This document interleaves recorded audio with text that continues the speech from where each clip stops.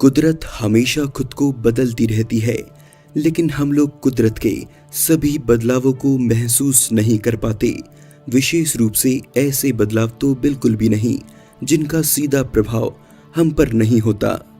समुद्री स्तर का बढ़ना, पहाड़ों का खिसकना, बर्फ का पिघलना और न जाने क्या क्या, कुदरत के इन सभी बदलावों से सीधे तौर पर हम प्रभावित होते हैं, इसलिए हम इन पर नजर भी रखते हैं।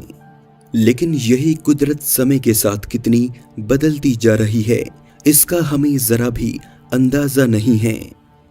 आज का ये एपिसोड कुदरत के एक ऐसे ही बदलाव की कहानी है जहां पूरे के पूरे टापू ऐसे गायब हो गए मानो ये कभी वहां मौजूद ही नहीं थे।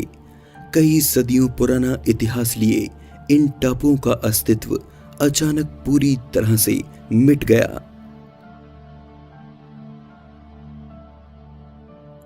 कुदरत की इस आंख मिचौली की शुरुआत होती है ऐसी ही एक आइलैंड के साथ जिसका नाम है बरमेहा। 16वीं सदी से लेकर कई शताब्दियों तक नक्शों और औपचारिक दस्तावेजों पर जिंदा ये बरमेहा धरती की सतह से कब गायब हुआ कोई नहीं जानता। लेकिन जिस आइलैंड का इतिहास कई सदियों पुराना हो उसे भला कोई कैसे भूल सकता है। और जब वही आइलैंड रहस्यमयी रूप से गायब हो जाए तो उसे जानने की उत्सुकता और भी ज्यादा बढ़ जाती है। किसी जमाने में मैक्सिको की खाड़ी में मौजूद इस आइलैंड की वास्तविकता के कई सबूत मौजूद हैं जो साबित करते हैं कि कभी बरमेहा मैक्सिको की आधिकारिक संपत्ति हुआ करता था। 16वीं सदी के महान खोजकर्ता ओलोंजो दे सेंटा क्रूज के लेख में बरमेहा का जिक्र बखूबी मिलता है, जो साल 1539 में प्रकाशित हुआ था। और तब से लेकर कई सदियों तक अनेकों एक्सपर्ट्स ने अपने नक्शों में बरमेहा का जिक्र किया है। वहीं उस दौर में इस आइलैंड के बगल से गुजरने वाले जहाज भी इस बात का सबूत हैं कि ये आइलैंड मैक्सिको की खाड़ी में मौजूद हुआ करता था। और आपको जानकर हैरानी होगी कि साल 1970 तक मैक्सिको इसे अपनी टेरिटरी के रूप में इस्तेमाल करता था। किसी जमाने में ये आइलैंड मछली उत्पाद का एक बेहतर स्रोत माना जाता था, तो अचानक बरमेहा के साथ ऐसा क्या हुआ कि इसका नामो निशान तक धरती से मिट गया। इसी सवाल का जवाब ढूंढने कई बार मैक्सिको की एजेंसियां पानी में उतर चुकी हैं। और साल 1997 में हुए एक सर्वेक्षण में ये बात दुनिया के सामने आ ही गई कि जहां कभी बरमेहा हुआ करता था, आज ठीक उसी जगह पर समुद्र की लहरें उफान मारती हैं। अपने इस इलाके को खोजने के लिए मैक्सिको ने साल 2009 में भी एक अभियान इस उम्मीद के साथ चलाया कि शायद कुछ कामयाबी हाथ लग जाए, लेकिन उनका ये प्रयास भी पूरी तरह से नाकाम रहा और कुछ भी ऐसा हाथ नहीं लगा जो ये साबित कर सके कि बरमेहा अब भी जिंदा है।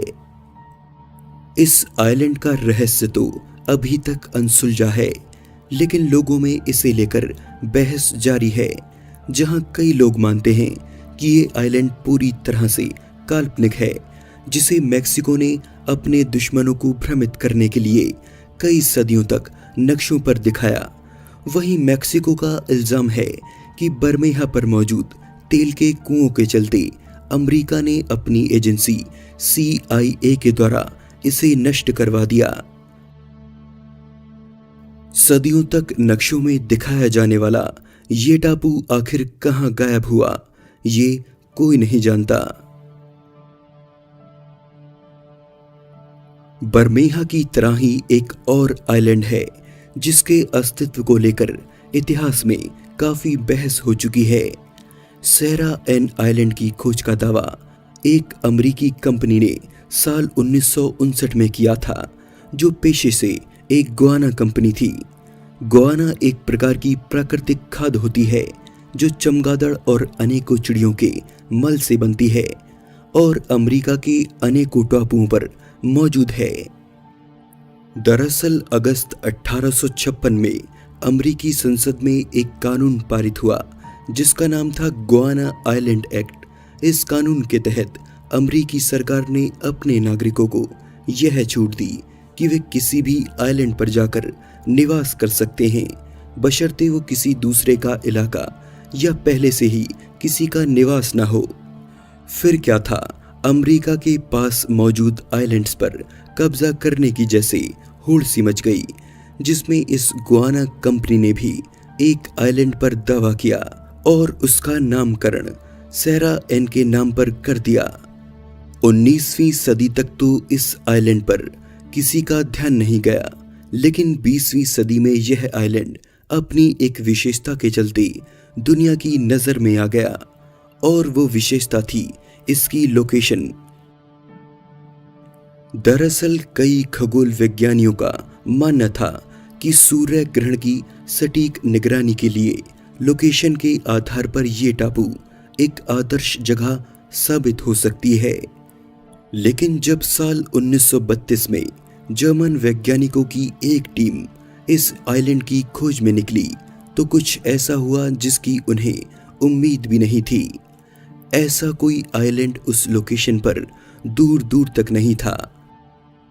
गुआना के लिए कभी हासिल किए गए इस टापू का कोई भी निशान वहां मौजूद नहीं था।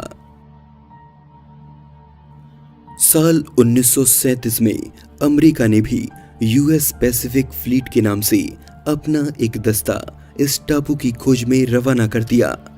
इस अभियान की सबसे बड़ी वजह यह थी कि इसी साल 8 जून को सूर्य ग्रहण लगने वाला था। ऐसे में इस टापू का मिलना बेहद जरूरी हो गया। लेकिन जर्मनी की तरह अमेरिका को भी निराशा ही हाथ लगी। हालांकि टीम इस आइलैंड का पता तो नहीं लगा पाई, लेकिन सूर्य ग्रहण की निगरानी सफल रही, जो इसी रहस्यमयी लोकेशन के पास मौजूद केंटन और एंडरबरी आइलैंड पर की गई। कई सालों तक इस रहस्यमयी आइलैंड के ऊपर चर्चाएं होती रहीं, लेकिन अब इस आइलैंड को नक्शे में कहीं भी जगह नहीं मिलती। वहीं अमेरिकी कंपनी के दावे को भी लोगों ने यह कहकर ठुकरा दिया कि इस काल्पनिक आइलैंड के पीछे उनका मकसद केवल अपने निवेशकों को धोखा देना था। तर्क तो सभी ने दिए, लेकिन प्रकृति के इस बदलाव को अभी तक कोई नहीं सुलझा सका। ये आइलैंड वाकई मौजूद था या नहीं, ये किसी को नहीं पता।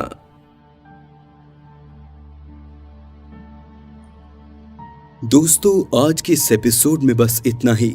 वीडियो अच्छा लगा तो जरूर से लाइक कीजिए, साथ ही चैनल को सब्सक्राइब करके इस घंटी को जरूर दबाइए ताकि आप हमारा अगला वीडियो सबसे पहले देख सकें।